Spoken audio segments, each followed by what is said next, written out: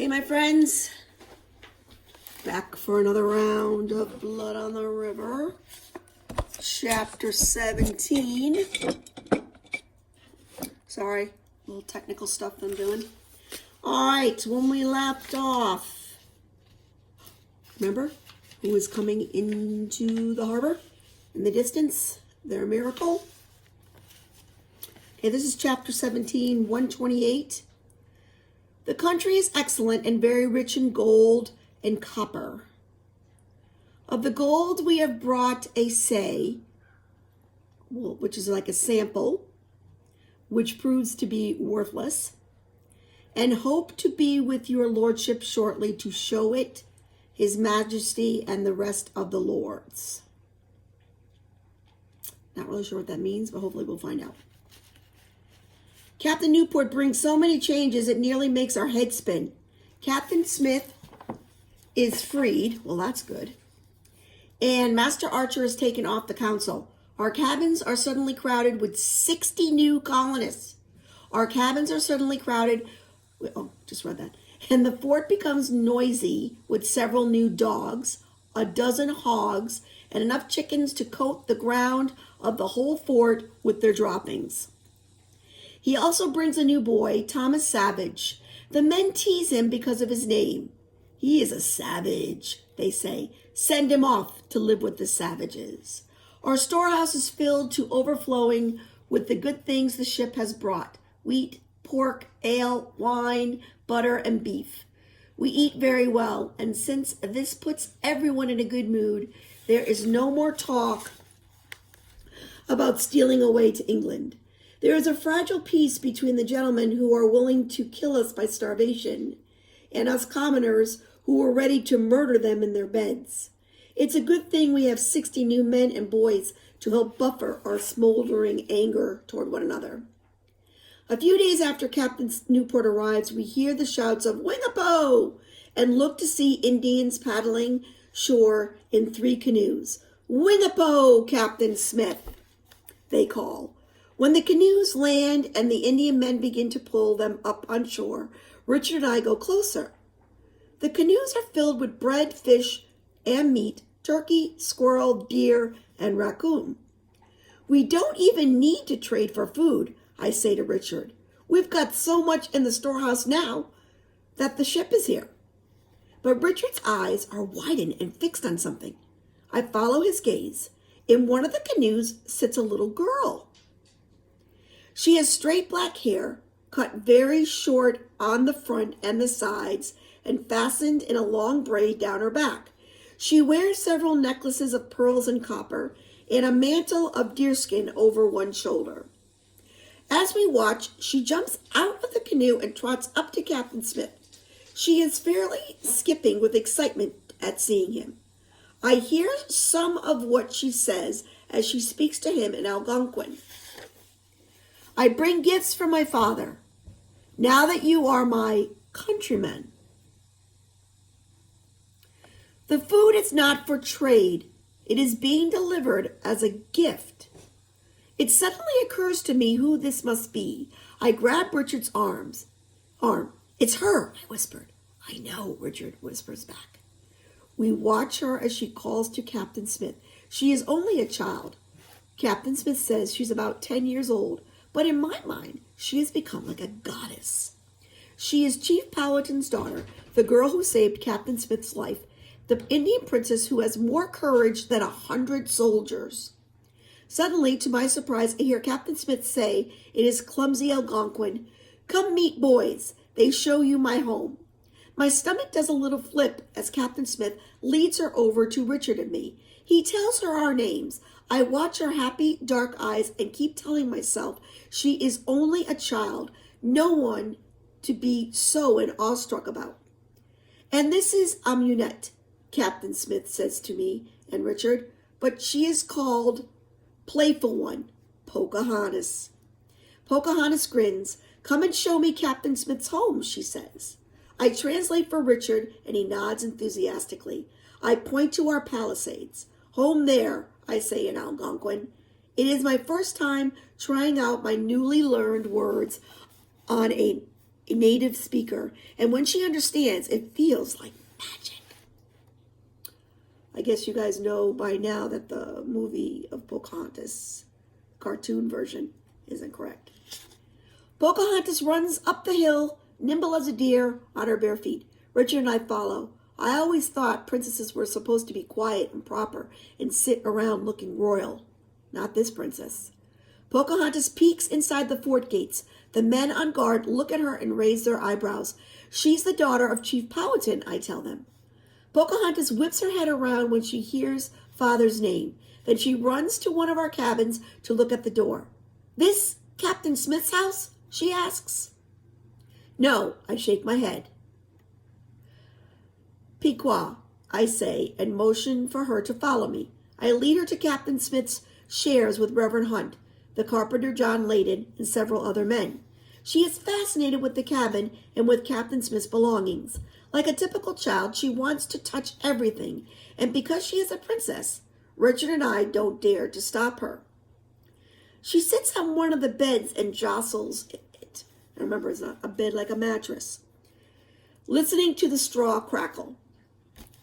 She grins at herself in the shaving mirror. She looks at the muskets leaning against the wall and gives them a wide berth.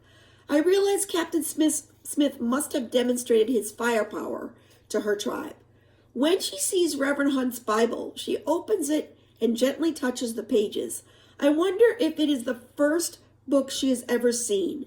When she goes to pick up a straight razor, Richard gasps. I reach to pull it away. Sharp, I say loudly in Algonquin. Bad. She gives me a mischievous look and takes the blade and runs it across her arm. Richard cries, No!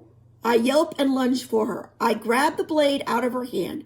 Richard grasps her arm. Quick, get Doc Watton, he yells. But Pocahontas just giggles. We inspect her arm and there's no cut at all. She has played a trick on us. Can you run fast? She asks, as if she has not just scared the living daylights out of us. Yes, I say, running is something I've always been good at. She is asking me how fast I can run, I tell Richard. She leads us outside the cabin. She takes me by the shoulders and makes me stand facing down the main lane that goes through the center of our fort. Then she stands Richard beside me facing the same way. We will race, she announced. It is a warm winter day, as warm as a spring day in England, and around the fort, men are outside working on everything from repairing wattle and daub walls to shucking corn. They watch in amusement as we prepare for our race. To the wall, she says. Now remember, she's not speaking English, guys. She's speaking Algonquin. But the author's putting it in English so you can understand. I explain to Richard that we are about to race to the palisade wall. He nods in approval. Pocahontas readies herself next to Richard. She counts with her fingers. Nukut 9 nus. We run full speed down the lane with the dogs chasing and the chickens squawking as they fly out of our way. I win by just a bit. Pocahontas' face glows with sweat. You do run fast, she says, but I am faster. I tripped on my mantle.